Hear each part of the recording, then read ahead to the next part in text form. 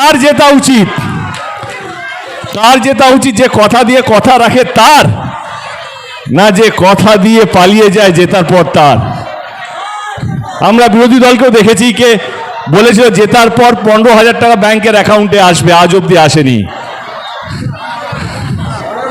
15 লক্ষ টাকা, ওকে সরি 15 লক্ষ টাকা করে ব্যাংকে অ্যাকাউন্টে আসবে, আমি তো কম বললাম, সরি। 2 কোটি চাকরি হবে কথা দিয়েছিল ভোটের আগে, আজ অব্দি আসেনি। তফাৎটা এখানেই।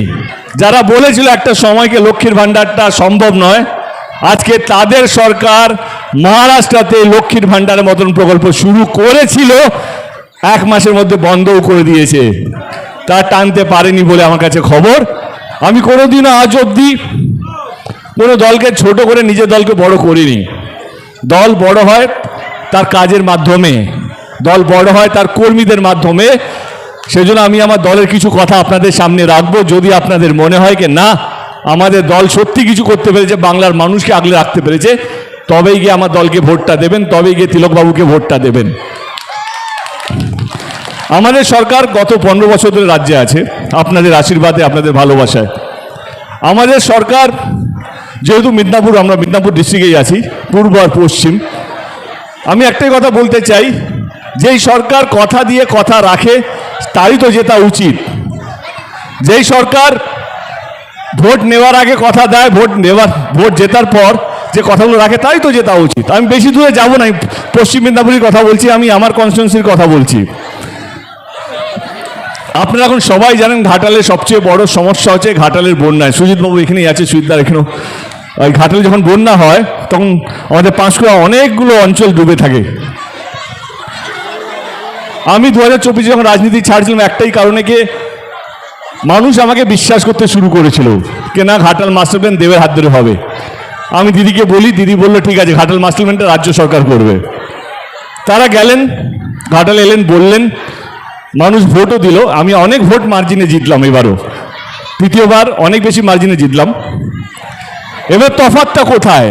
তফাৎটা এইখানেই, যেই কথা আমাদের সরকার, রাজ্য সরকার, আমাদের নেত্রী মমতা ব্যানার্জি এবং অভিষেক ব্যানার্জি যেই কথা ভোটের আগে দিয়েছিল, ভোট জেতার 8 মাসের মধ্যে ঘাটাল মাস্টার প্ল্যানটা স্যাংশন হয়েছে। 2000 কোটি টাকার প্রজেক্ট, যেটা স্বাধীনতার পর কেউ শুরু করতে পারেনি। পশ্চিম মেদিনীপুর, পূর্ব মেদিনীপুরে বড় বড় দাবড় নেতারা আছে বিরোধী দলের মধ্যে, তারাও করতে পারেনি। শুধু করতে পেরেছে কে? না রাজ্যের মুখ্যমন্ত্রী, রাজ্য সরকার। তাহলে কার জেতা উচিত? কার জেতা উচিত? যে কথা দিয়ে কথা রাখে তার, না যে কথা দিয়ে পালিয়ে যায় জেতার পর তার? আমরা বিরোধী দলকেও দেখেছি কে বলেছিল জেতার পর 15,000 টাকা ব্যাংকের অ্যাকাউন্টে আসবে, আজ অব্দি আসেনি। 15 লক্ষ টাকা, ওকে সরি 15 লক্ষ টাকা করে ব্যাংকে অ্যাকাউন্টে আসবে, আমি তো কম বললাম, সরি। 2 কোটি চাকরি হবে কথা দিয়েছিল ভোটের আগে, আজ অব্দি আসেনি। তফাৎটা এখানেই।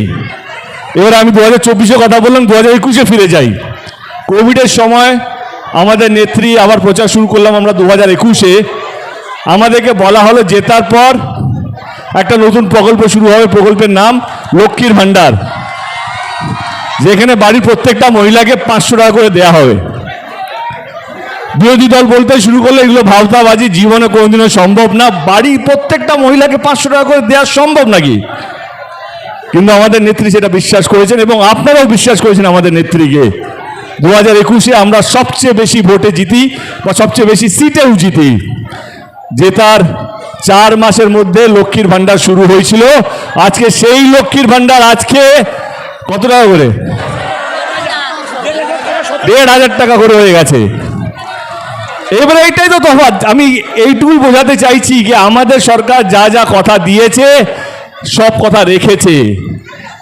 এবারে চলে আসি, এগুলো তো কথা, এবারে মানুষকে বাঁচানোর। গরিব বাড়িতে বাচ্চা মেয়েদেরকে স্কুলে যখন পাঠানো হতো না, আমাদের নেত্রী সেখানেও প্রকল্প নিয়ে এসছে, কন্যাশ্রীর মতন প্রকল্প, যেখানে প্রত্যেকটা মেয়ে তার পড়াশোনার অধিকার পায়। এই গরমে পায়ে হেঁটে যাতে স্কুল না যেতে হয়, তখন সবুজ সাথীর মতন প্রকল্প নিয়ে এসছে, সাইকেল দেওয়া হয়েছে প্রত্যেকটা ছাত্র ছাত্রীকে। এটা অন্য কোনো রাজ্যে নেই, এটা শুধুমাত্র আমাদের রাজ্যে, একমাত্র আমাদের রাজ্যে। এবারে কারো যদি শরীর খারাপ হয়ে যায়, তাকে শুধু সরকারি হসপিটালের উপর ডিপেন্ড হয়ে থাকতে হবে না, সে চাইলে প্রাইভেট হসপিটালেও যেতে পারে। সেইটাও চেষ্টা করেছে আমাদের দিদি, সেইটাও ওর মধ্যে একটা প্রকল্প নিয়ে এসছে, তার নাম হচ্ছে স্বাস্থ্য সাথী প্রকল্প। প্রত্যেকটা গরিব মানুষ চাইলে সরকারি হসপিটাল নয়, প্রাইভেট হসপিটালে গিয়ে চিকিৎসা করাতে পারে। এইটাও অন্য কোনো রাজ্যে অন্য কোনো সরকার করেনি, শুধুমাত্র বাংলার মুখ্যমন্ত্রী মমতা ব্যানার্জি করতে পেরেছে। এবার লক্ষ্মীর ভাণ্ডার নিয়ে যেটা আমি বলছিলাম, যারা বলেছিল একটা সময়কে লক্ষ্মীর ভাণ্ডারটা সম্ভব নয়, আজকে তাদের সরকার মহারাষ্ট্রতে লক্ষ্মীর ভাণ্ডারের মতন প্রকল্প শুরু করেছিল, 1 মাসের মধ্যে বন্ধও করে দিয়েছে। তা টানতে পারেনি বলে আমার কাছে খবর। এবারে জানি না এটা সত্যি কি মিথ্যে, বাট আমার কাছে যতটুকু আছে ততটাই, মানে এটা সত্যি খবরকে তারা মাসটা শুরু করেছিল লাডলি ব্যাংক, সেটাকে কন্টিনিউ করতে পারেনি। তফাৎটা এইটাই। আজকে 2026 মানুষকে সোশ্যাল মিডিয়ায় প্রচার করে বোকা বানানো যাবে না। গ্রাউন্ড রিয়ালিটি, রাস্তায় নেমে দেখুন, মানুষ এখন ভালো আছে, সুখে আছে, শান্তিতে আছে, যেটা সবচেয়ে বেশি দরকার। কিন্তু না, আজকে ধর্মের সুরসুরি এমন একটা জায়গায় চলে গেছে। আমি আমার ছোটবেলায় আমার স্কুলে পাশের বেঞ্চে হিন্দু না মুসলিম কোনো জানতামই না, শুধু জানতাম আমার বন্ধু, সে বন্ধুটা হিন্দু না মুসলিম না কোন ধর্মে সেটা আমার মনেই হয়নি, প্রয়োজনই পড়েনি। কিন্তু আজকে ধর্মের বিষটা এমন একটা জায়গায় চলে গেছে, পাড়ায় 2টো বাড়ি হিন্দু মুসলিম থাকলে তারা বলছে ও আচ্ছা হিন্দু মানে বিজেপি, হিন্দু মুসলিম মানে কেন? আমি তো বলিনি আপনাদেরকে আমাকেই ভোটটা দিতে হবে, তাহলে কেন এই বিভাজনটা হচ্ছে?